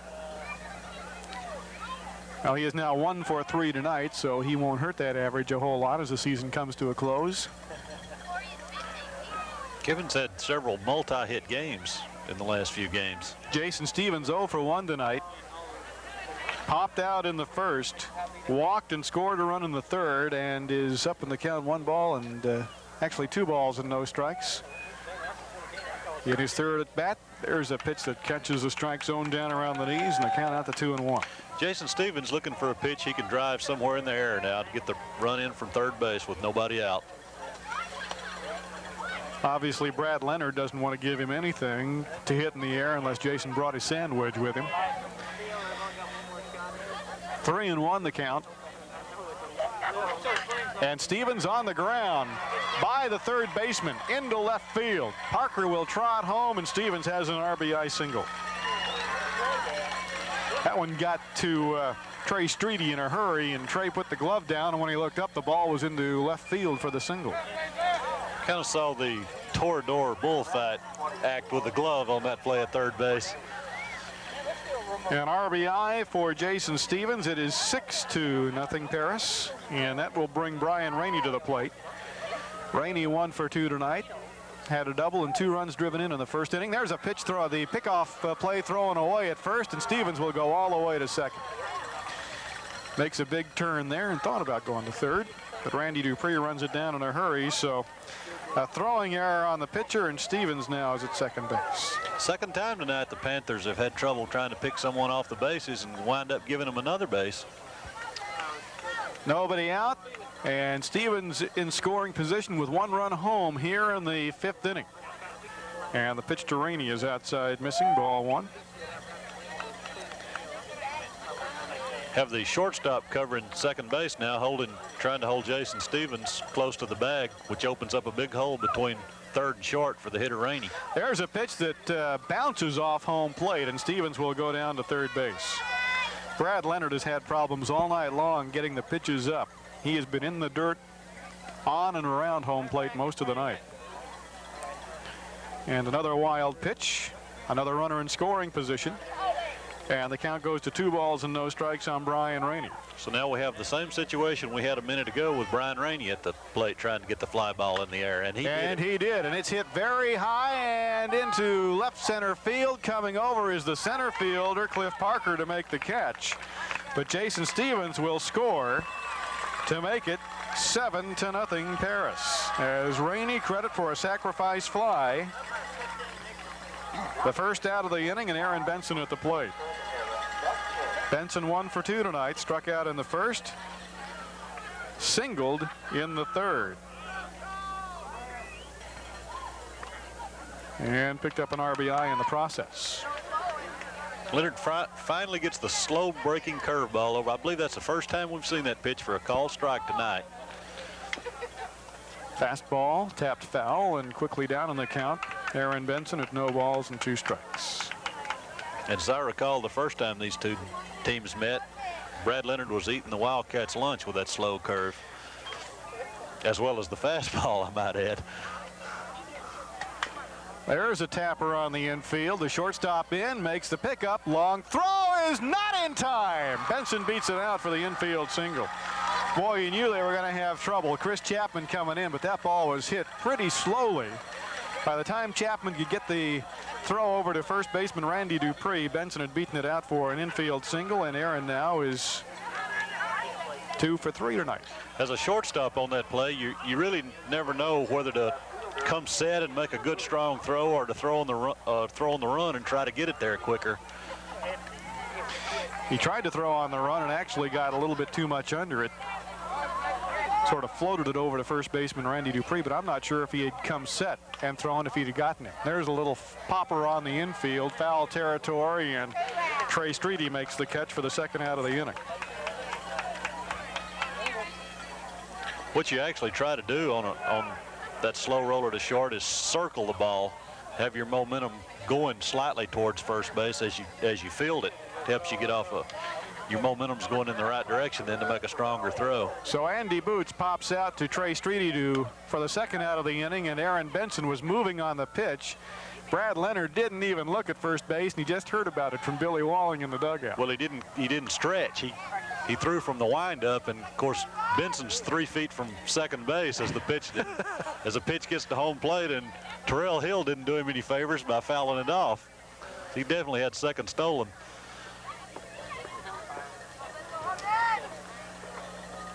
There's a shot right back to Leonard. Goes to first. In the dirt, but a nice scoop by Randy Dupree, and the inning is over. Wildcats score 2 more. At the end of 4 1/2, it's Paris 7 and North Lamar nothing.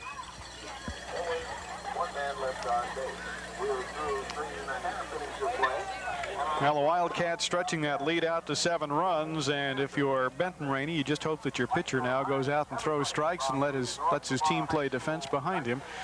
Get this one over with and go on home with Texas High winning tonight.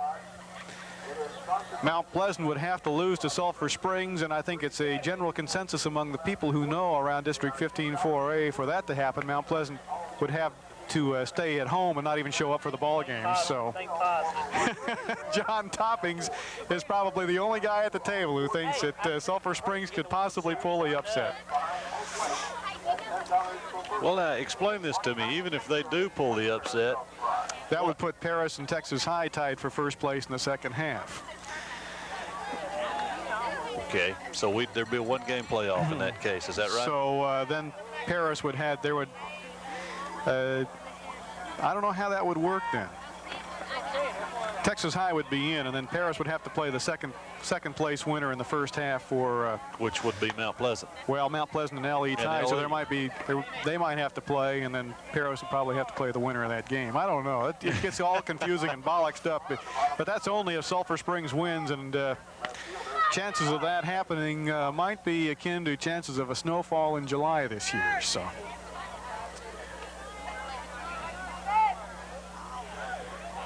Jamie Blunt at the plate. Here's a called strike. Brian Rainey continues to throw the fastball by the Panther hitters tonight. Count out to, I believe, 2-1. Strike call. That'll be 2 balls and 2 strikes. Evidently our folks up in the tower. The tower. Have gotten a little bit behind on their ball and strike count on the scoreboard. They're showing 0-1 as Jamie Blunt strikes out for the first out of the inning. Jamie has been getting his exercise in left field tonight as the Wildcat batters have lofted a number of fly balls in his vicinity. He's caught most of everything that's been hit out there. He's caught everything he's had an opportunity to catch. Yes. There have been some that he has just not been able to catch up with. One in particular, Andy Boots, had a triple and then that double by Kevin Parker. Brandy Dupree at the plate, 0 for 2 tonight, or actually 0 for 1 tonight, walked in the first. The shortstop, Kevin Parker, the throw to Benson in time, and 2 are quickly gone. I like Randy Dupree's approach at the plate. He got the inside fastball his last time at the plate and lined one to first baseman Aaron Benson. Got that pitch on the outside part of the plate, stroked it up the middle. Came up empty in both cases, but he shows good bat control at the plate. And He's he aggressive. hit the ball well both times. Yes, aggressive. Here's a guy who's really not too impressed when you come in high and tight on him. Cliff Parker the last time just sort of leaned back a little bit and looked out at the pitcher and leaned right back in. This is another guy you like. Yeah, as far as swinging the bat. I like his compact, quick swing. And it looks like lots of bat speed. He looks like he's just sitting up there relaxed with it on his shoulder, and before you know it, the wrists are around and so is the bat head. And 1 ball, 1 strike to Cliff Parker. Brian Rainey trying to work a very quick inning here. That pitch fouled away. You know, strength is a factor in hitting the ball a long ways, but it's not as big a factor as bat speed is. That's where your power comes from. Isn't it the way Benton Rainey described Trip McKay of Mount Pleasant to us? He's not any bigger around than the circle you make with your thumb and your forefinger. And yet he probably hits the ball harder than anybody else in the district, and he really lined some shots against Paris on Tuesday night. Ben Rainey says Trip McKay is the best hitter he's seen in this district in the years he's been at Paris High, which encompasses some 15 years now, I'm guessing, roughly that. 2 balls, 2 strikes, the count on Cliff Parker. 2 out, nobody on for North Lamar here in the bottom of the 5th. Panthers trailing 7-0 to Paris. And Parker works a 2-out walk off Brian Rainey.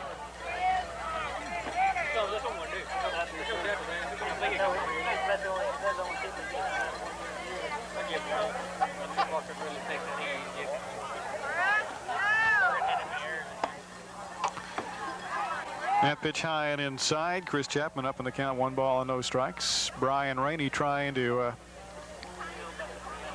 get out of this inning with no damage. His team leads 7-0.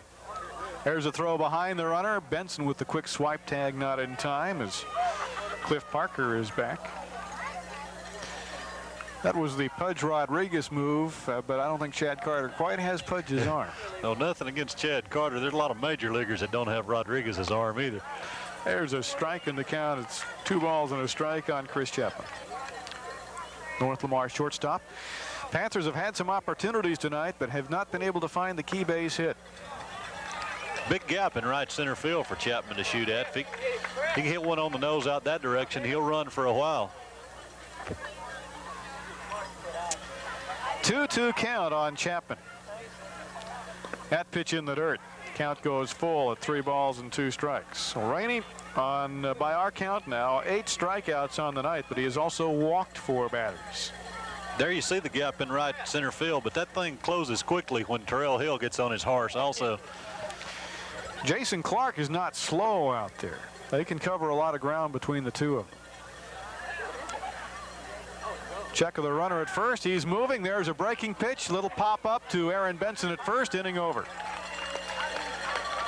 Chris Chapman pops out to Aaron Benson at first base to end the inning. North Lamar, no runs, no hits, no errors. A man left on a 2-out walk to Cliff Parker. Our score at the end of 5 complete. The Paris Wildcats 7, the North Lamar Panthers nothing.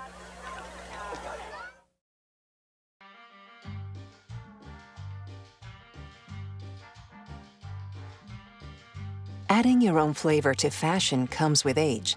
Okay, Dad, look at you. Yeah, well, welcome. Hi. Forgetting how to add doesn't. Finding it difficult to work with numbers may be a sign of Alzheimer's. Dad, are you okay? An early diagnosis can help improve the quality of life for your loved one. Learn the warning signs of Alzheimer's. Some things come with age, some others don't. Top of the 6th inning coming up from Pass Long. Paris 7, North Lamar nothing, and a pitching change has been made for the Panthers as Cliff Parker is now on the mound for North Lamar. Brad Leonard, the starter, replaces Parker in center field. And for Paris here in the top of the 6th, Chad Carter, Jason Clark, and Joe Paul Brazil. The first 3 batters scheduled. Our thanks to the TV27 volunteers tonight. Kelly McManus on camera 1, Dan Vanderberg on camera 2, and Joe Eigelhart in the bus doing the directing and the switching tonight. And of course, Johnny Wright. You'll be back next baseball season, won't you? Sure. Good. See how many people you can make mad next year now that they know who you are and where you live. Managed to remain somewhat anonymous this year. That's the way I like it. Count goes to 1 ball and 1 strike on Chad Carter. Carter tonight 0 for 1, had a sacrifice fly and an RBI back in the 2nd inning, struck out in the 4th. Big breaking pitch from Cliff Parker, tapped down to third baseman Trey Streety. Long throw to Dupree, pulled him off the bag, but Randy made the tag for the first out of the inning.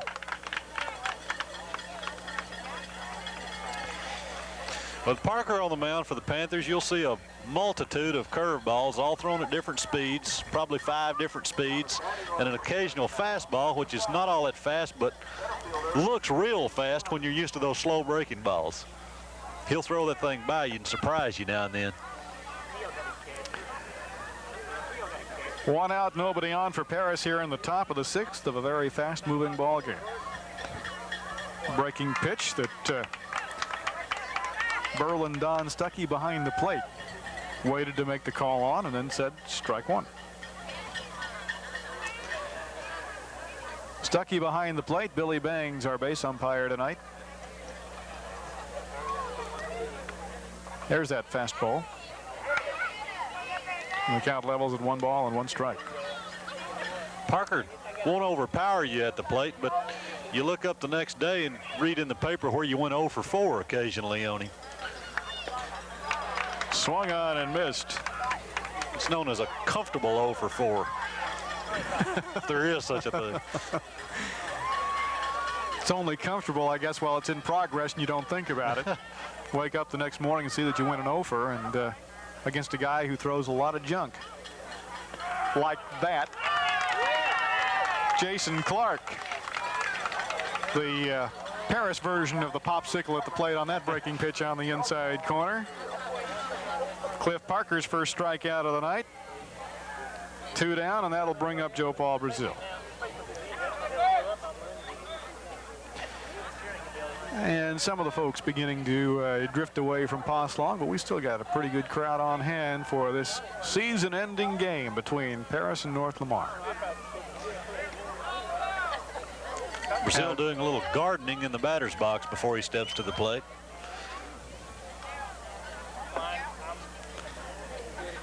The wind and the pitch, and that one a little low. To Brazil, ball 1. Well, I think the outside of local Little League and Coach Pitch League and Teen League and Dixie League and girls softball and all that stuff going on this summer, the biggest thing to happen this summer will be the Dixie World Series that comes to Paris in August. Teams from all over the southeastern part of the United States will be here for that event. 2 balls and no strikes to Joe Paul Brazil. And with the Paris school calendar, class is starting the 12th of August. So it'll be interesting to see just exactly when the dates are for the Dixie World Series. 3-1. By the way, I can't let that Coach Pitch comment pass either without saying that the Angels, team I take a little personal interest in, are undefeated and have won 1 in a row this year. Line shot. Jim Brown makes the catch on. That's the third out of the inning as the Wildcats go in order here in the top of the 6th. No runs, no hits, no errors, and nobody left. Our score after 5.5. Paris 7, North Lamar nothing. And you haven't. Nice thing about it this year, folks, is that Johnny has not been tossed out of a ball game, nor has he received a letter of reprimand. He is evidently. Well, he has evidently left his Bo Schembechler personality at home. So, no, just kidding. Well, you see, I said we're undefeated and have won one in a row. You let me go undefeated, and I'll take the sportsmanship award every year. Johnny's the only guy, folks, that went to a soccer game and tried to break up the sideline markers and realized there weren't any. So, different sport. But Woody Hayes was proud, I promise. Now, I kid Johnny a lot, but a lot of folks enjoy a lot of sports year-round in the Paris area. And if you've got kids in Paris, you've certainly got. There's a long drive, left field, way back, and is off the fence. A stand-up double as the throw finally comes in. Brad Leonard uncorks another one. Well, Brad, you know, he did this in the last game against these two teams. He was very quiet the first 2 or 3 at bats, and then all of a sudden he just started whacking the ball all over the lot, including that game-winning home run. That one didn't miss by a whole lot. Second ball he's hit hard. You know, he hit one foul earlier in the game, just a couple of feet foul that really jumped off of his bat. He gets that bat head out and those arms extended, and the ball jumps off of his bat. Leonard with a leadoff double here in the bottom of the 6th, and that will bring Lewis Bowerman to the plate. Takes low, ball 1.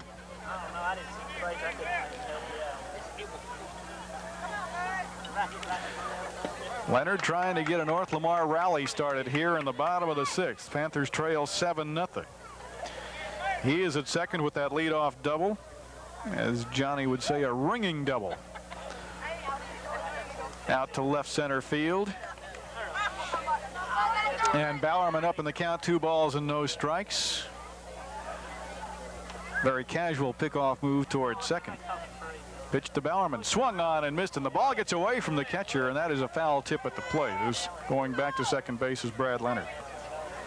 You know, funny thing about that last pickoff attempt at second, if you could call it a pickoff attempt, Rainey threw the ball, the runner goes back to the base. Shortstop Kevin Parker catches the throw, but he's 8 foot behind the bag. The runner is gone. The pitch swung on and tapped foul at the plate. It's 2 balls and 2 strikes, and Leonard had third base stolen. And again, the batter fouling off the pitch when the base runner has the base stolen. That's sometimes if you see he has a base stolen out of the corner of your eye, it's best just to go ahead and take the pitch. We'll get back to that in a minute. An interesting sequence of events on that particular play, and we'll try to get back to that here. Now time called at the plate by Lewis Bowerman, no pitch. As Leonard took off for third, Kevin Parker was breaking behind the runner to second.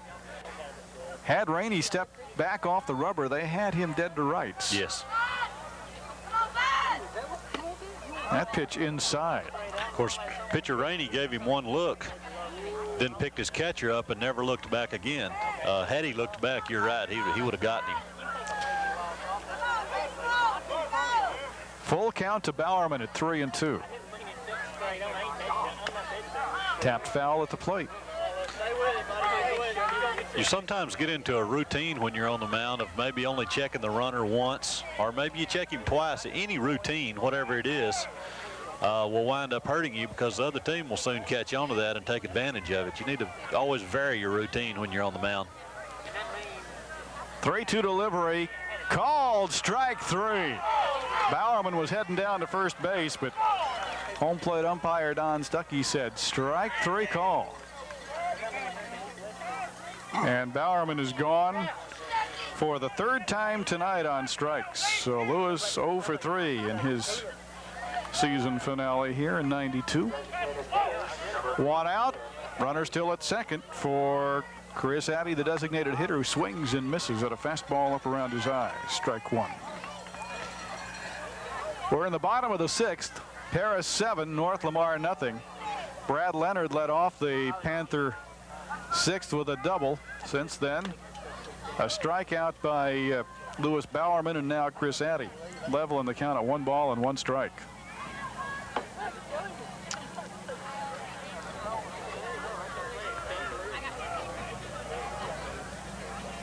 The delivery is fouled off. Count goes to 1-2. Brian Rainey trying to pick up the complete game win tonight. Rainey got that fastball in a good place, had it right high in the strike zone and in on Chris Addy's hands where he couldn't get his bat extended. Fisted him a little bit with it. 1-2 pitch. There's a little looper into center field. That will fall in front of Clark. And Clark can't pick it up.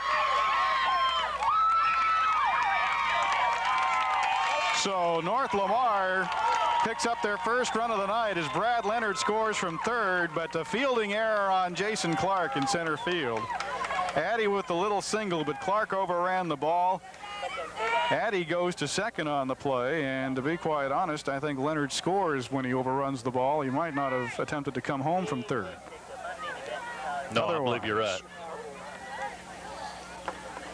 So the error by Jason Clark in center field allows a run to score, and also the batter Chris Addy to stretch that single into a scoring position play as he is now down at second. Brian Rainey loses control of that pitch, knows it, and it's ball 1 to Trey Streety. 7-1. North Lamar is on the board, 1 out, and a runner in scoring position for the Panther third baseman.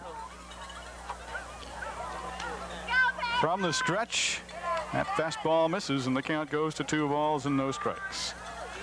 Brian kind of aiming his fastball right now. It really looks like he's throwing it about 80% strength, just trying to get it over for the strike, make him hit it, hoping his fielders will handle it for him. There's a swing and a miss on a ball out of the strike zone. Count goes to 2-1. Boy, I'll tell you what, we've seen it all year long. Those Pete Incaviglia strikes are just tough to lay off of. Yeah, that's the hardest pitch in baseball to lay off of, the high fastball. When you hit, you know, the 1 out of 100 or whatever you hit, they tend to go a long way. There's a move to second base, but very casual as Joe Paul Brazil comes over, and quickly back in safely is Chris Addy. It's funny how you can always remember the one you hit that went a long ways, and the point's not made in your mind of the 99 that you missed. That one fouled away, and the count levels at 2 balls and 2 strikes on Trey Streety. Bottom of the 6th, 7-1 as North Lamar has finally broken through against Brian Rainey. And now they try to tighten this game up a bit.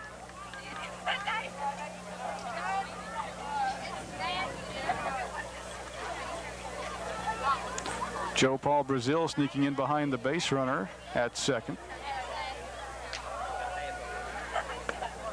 That pitch to Streety misses, and the count goes full at 3 balls and 2 strikes. Paris scored 2 in the first, 2 in the second, 1 in the third, 2 in the fifth.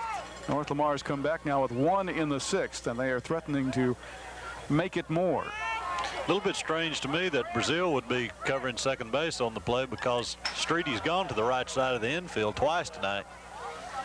Streety chases that one in his eyes, barely fouls it off to stay alive.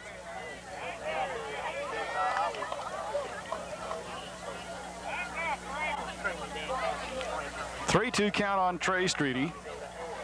Chris Addy at second base. Brad Leonard has already scored. 7-1 Paris, but North Lamar continues to threaten here. That pitch misses low, and all of a sudden runners at first and second for Jeremy Hamill. Hamill tonight 0 for 2, struck out in the second, grounded back to the pitcher in the fourth. Banton Rainey will go out to talk to his pitcher. Chad Carter is out there as we have a meeting of the minds out at the pitching mound, and I think that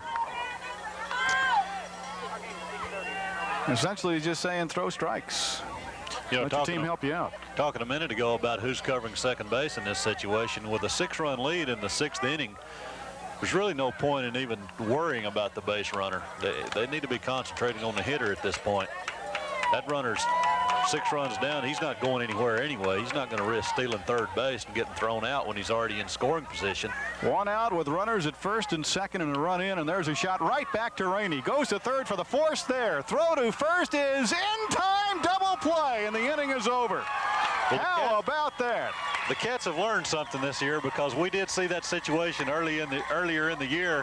One hopper back to the mound, the pitcher went to first base with it. So there has been improvements made. Well, a double play gets Rainey out of trouble here in the bottom of the 6th. Our score, the Paris Wildcats 7, the North Lamar Panthers 1. I am so glad you ladies are here. You each have your own rooms. Thank you.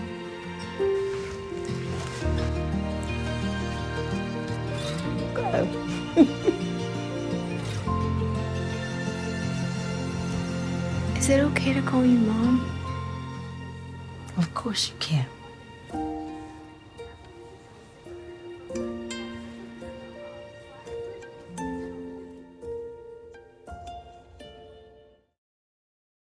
Top of the 7th inning, Poslong Field, North Lamar. Final game of the year for Paris and North Lamar, barring a miracle somewhere between Mount Pleasant and Sulphur Springs. And I don't think that's going to occur anytime soon. Crowd enjoying this one tonight. Maybe the Paris folks that are visiting here at North Lamar a bit more than the Panther home folks. 7-1 Paris as we go to the top of the 7th. Kevin Parker, Jason Stevens, Brian Rainey. Here in the top of the 7th for the Wildcats. Parker a double, a run scored back in the 5th. 1 for 3 tonight. Parker jumped all over the first pitch he saw his last time at the plate. One hop to left field fence over Jamie Blunt's head. That looks like a pitching change to me for North Lamar. That's not Cliff Parker on the mound. So ask Steven who's pitching for North Lamar now. Chris Chapman. Chris Chapman. Let's take care of. I know everybody out there. Okay. We'll ask John Toppings, who occasionally masquerades as a baseball umpire.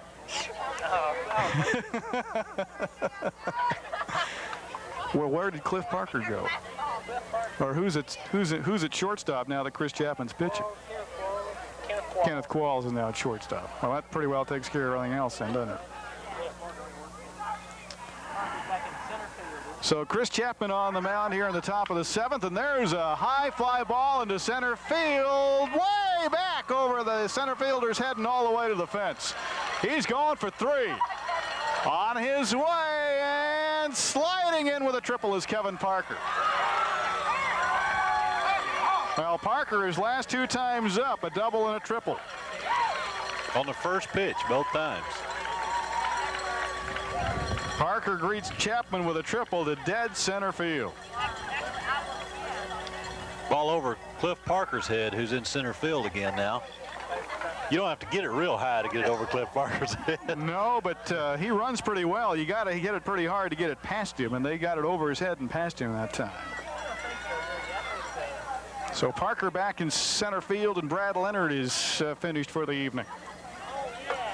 Jason Stevens at the plate with Kevin Parker at third. Kevin Parker really stinging the ball tonight. 2 for 4 tonight for Parker. And as we mentioned, the last 2 have been extra base hits. A double in the 5th and a run scored, and now a leadoff triple here in the 7th. And Jason Stevens, check swing, strike 1 on the pitch from Chris Chapman.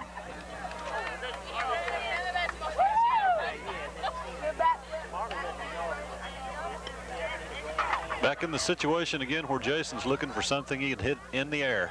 Get the runner home from third. There's a shot to the third baseman off his shoulder.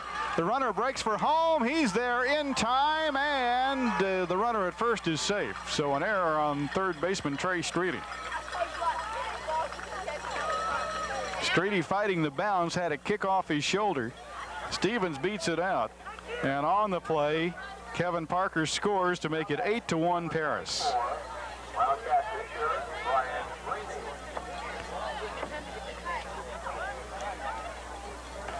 Fielding error on Streety on that play.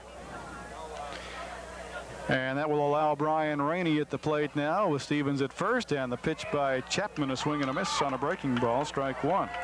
And even with the error on the play, third baseman Trey Streety did two things right. First, he stayed in front of the ball, didn't let it get all the way by him to left field. And then when he picked the ball up, he made a good throw to first base. A lot of times you'll see an error on the plate, and then they'll compound the error by throwing it away. In the hole, nice play by the shortstop, threw it away at second. Everybody moves up at least one as the ball goes down the first base line. That was a base hit all the way, even though Kenneth Qualls got to it. He had to go in the hole deep to get there. He compounded the play, though, by throwing it away at second, and then it went all the way down the first base line to allow the runners to both move up into scoring position at second and third.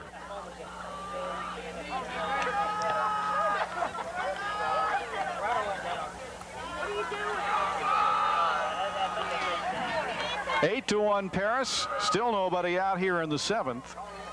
And Aaron Benson at the plate with runners at second and third.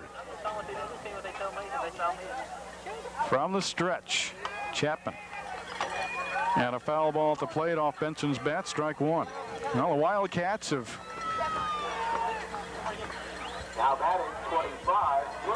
gotten back the run that was given up in the bottom of the seventh. Panther infield playing in, trying to cut off the run at home plate, which will turn a 250 hitter into a 400 hitter a lot of times. Anything hard has the chance to get by. Fastball high, and the count levels at 1 ball and 1 strike.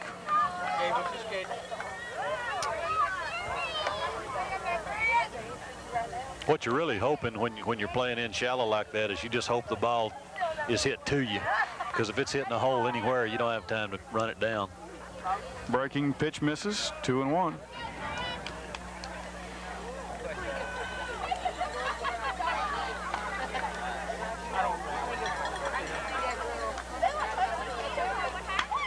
There's a fly ball hit to left. It will fall in for a single. A little bloop that Benson gets in. 1 run is in. Here comes the second run. He is safe.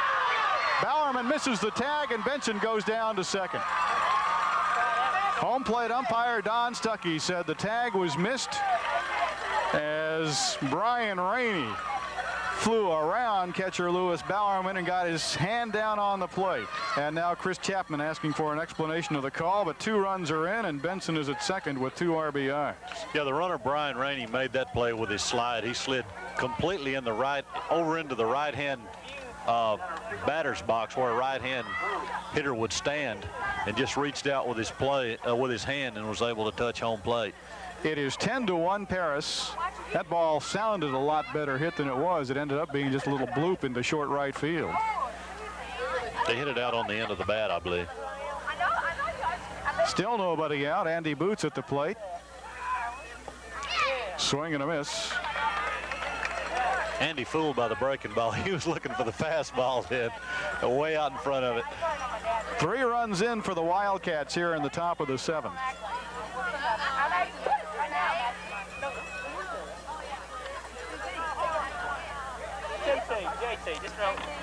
North Lamar did just about everything right on that play that they could do. Got the throw to Lewis Bowerman in time, but the home plate umpire saying that Bowerman missed the tag as Rainey slid around him. There's a ground ball to Streety at third. Checks the runner at second. Long throw to first in time. Benson on his way to third on the throw and gets there safely. So 1 down. And a runner at third base for Paris. That will bring up Terrell Hill. Hill 0 for 2 tonight. Reached on a fielder's choice in the third. Grounded out to the pitcher in the 5th. Walked and scored a run in the 2nd. Credit Aaron Benson on that play, being able to come to third base. He wasn't forced to take a step back towards second when the third baseman Streety fielded the ball. Therefore, he had momentum to come on to third on the throw to first. Chapman checks the runner at third, and from the stretch, misses low and inside to Terrell Hill, ball 1. 1 out, 3 runs in. A runner in scoring position at third for the Paris Wildcats, who have expanded the lead to 10-1. Misses high, 2-0.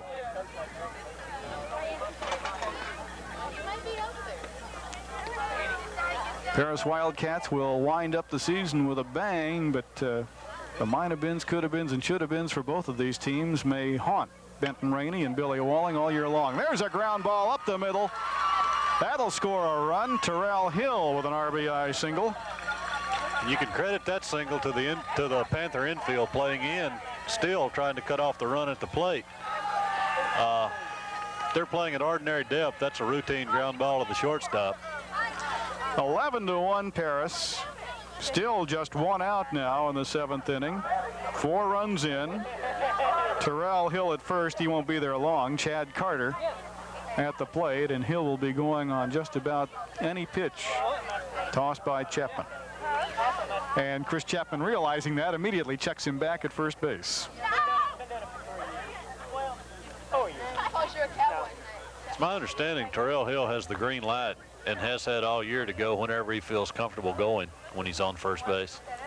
Well, Chapman checks him back one more time. Twice tonight, North Lamar has missed on pickoff attempts, one at first base, one at second, and it has allowed Wildcat runners to move up. There he goes, swung on and missed and fouled at the plate. Terrell Hill had second base stolen, but Carter with the foul ball, 0-1, and Terrell Hill will have to go back to first.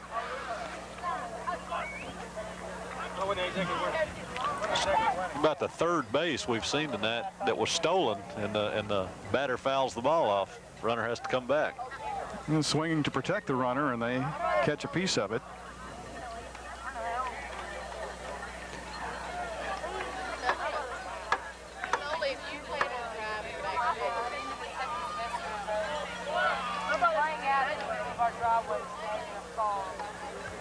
Top of the 7th, 11-1 Paris. And again, the throw over to get Terrell Hill back on first base. Chris Chapman perhaps losing a little bit of the focus on the batter at the plate when he has to worry about that runner at first. And Terrell Hill has a big lead. He's going on this pitch. Here he goes, swung on. That one is a little pop fly into short right field. It is gonna. It's a catch. My goodness, nice play by the first baseman, Randy Dupree. And if they'd had anybody covering first, they'd have had Terrell Hill doubled off. As it was, Randy Dupree makes a diving catch in amongst second baseman Jim Brown and right fielder Jeremy Hamill for the second out of the inning. And Terrell Hill gets back to first base because, quite literally, there wasn't anybody there in time to take the throw. Yeah, good hustling play by Randy Dupree. And had the pitcher been there covering first base in time, they had easily had the double play, as you said. 2 outs now with Terrell Hill at first. Jason Clark, top of the order at the plate, as the Wildcats now have sent 8 men to the plate here in the top of the 7th. Hill going again, and this time they will not get him. Bowerman's throw down not nearly in time as Terrell Hill slides in with a stolen base. That pitch low and away. And the count out to 1 ball and no strikes on Jason Clark. No, I didn't even pitch it bad. They all did that. Johnny Holloman and Benton Rainey have had plenty of company on the base paths tonight as the Wildcats have scored 11 times against North Lamar. Swing and a miss by Clark, and the count now at 1 ball and 1 strike. Kevin Parker led the inning off with a triple. Jason Stevens reaching on an error.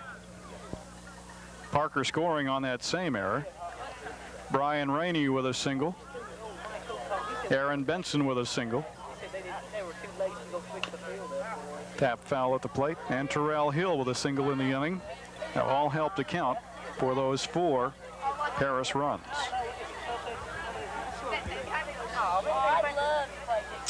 And there have been a couple of North Lamar errors in the inning. Fielding error on Trey Streety at third base. And then a throwing error by shortstop Kenneth Qualls.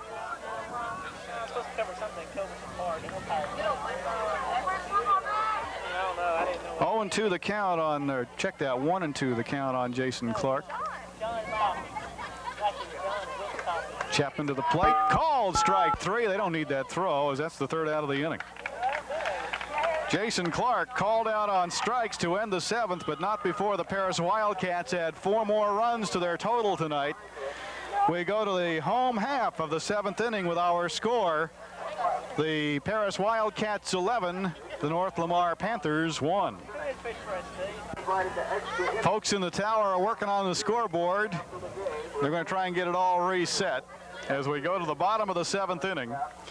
It is 11-1. The Paris Wildcats lead North Lamar by 10. So Jeremy Hamill is going to have to start a major rally here in the bottom of the 7th as Brian Rainey will go for the complete game win tonight.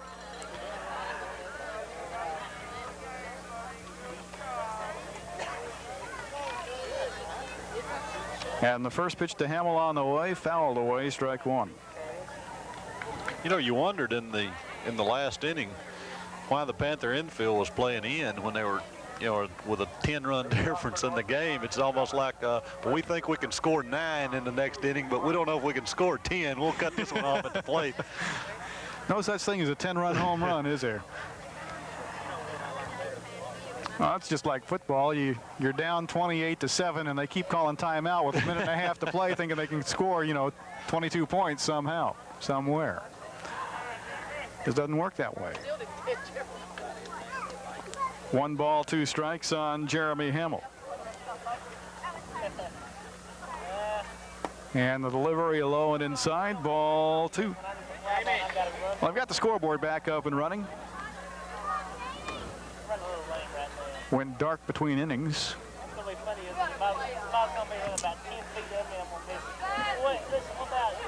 There's a breaking pitch, line to center field. Nice stop by Kevin Parker. Did he get him? Yes, he did. My goodness, Kevin Parker just took a base hit away from Jeremy Hamill. Big league play by Kevin Parker.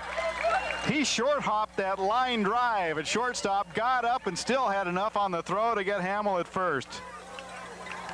Yeah, that's the impressive part. It's not the catch was tough enough, but the impressive part is he kept his wits about him, got to his feet, and threw the man out at first base. Parker had to extend himself full length to the left, caught it on the short hop, a line drive that looked for all the world like it was going into center field as a base hit.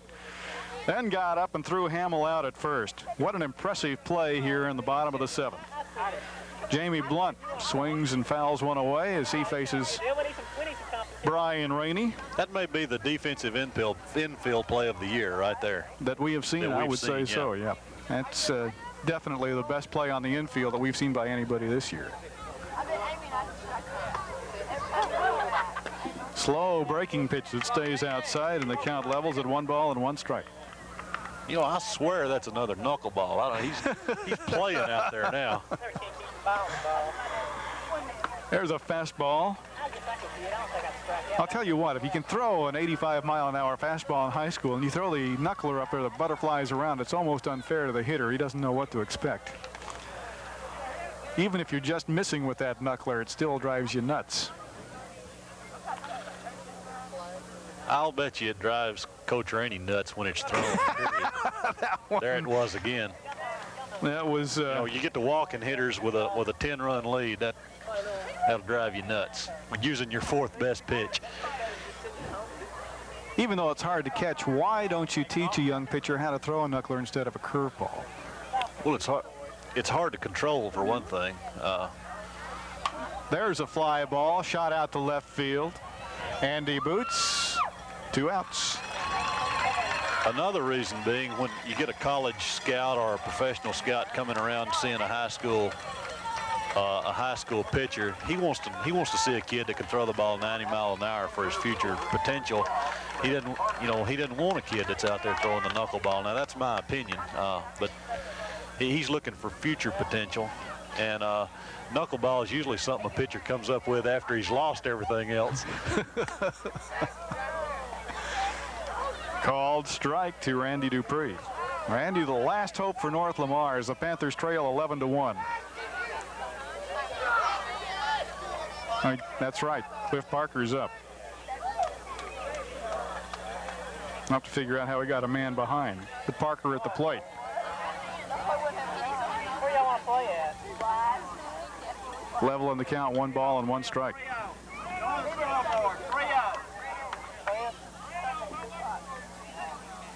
Make it extra Brace game. Brace.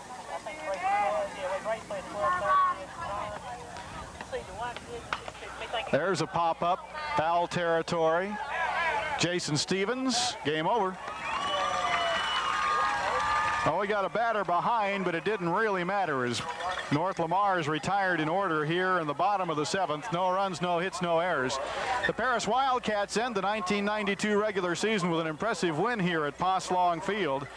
But Johnny, all in all, it really doesn't mean a whole lot because they let a couple get away from them earlier in the year, and with that happening, there will be no playoffs here in Lamar County. Disappointing season for both the Panthers and the Cats. They had greater expectations than this coming into the season, but you live with what you live with, and it's over and done now, so we'll look forward to football season next year on the Axe channel. And catching some of these kids when they come back and play baseball next spring right here on Channel 27. It's been an enjoyable baseball season for the most part. We've had absolutely gorgeous weather when the Channel TV 27 cameras have been out to cover Paris or North Lamar during this 1992 season. We thank you for joining us for the Northeast Texas Game of the Week, and until we see you in September with high school football on Channel 27, Tom Allen for all the Axe TV 27 volunteers and Johnny Wright reminding you our final score tonight from Poslong Field: the Paris Wildcats 11, the North Lamar Panthers 1. Good night.